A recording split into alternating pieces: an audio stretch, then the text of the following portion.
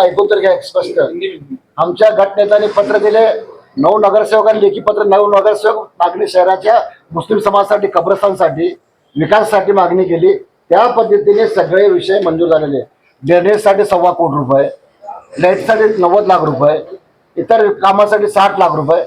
सगळे विकास झाला ना.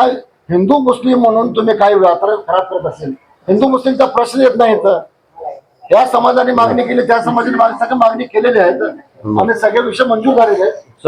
आता ते तुम्हाला ते पत्रकाराला माहिती आहे की कोण कशासाठी बसतंय, काय निर्णय, कोणाला मॅनेज करून बसलेले आहेत. उपोषणला बसल्यावर कोणी आमदारांनी फोन करून ते उपोषण उठवा लावणार आहेत. ते पुढचं काय करून ते बघा तुम्ही, तुमच्या समोर स्पष्ट येणार होता पत्रकारासमोर. आज मी भूक हडताल बसतो. म्हणजे तुमचं म्हणणं असं आहे ते पूर्व नियोजित उपोषण आहे. नियोजित आहे तो.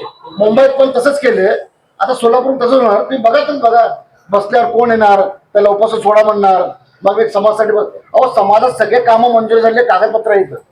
जे तुम्ही मागणी करतात ते सगळे मंजूर आहेत. अजून गरज बसवण्यास गरज काय?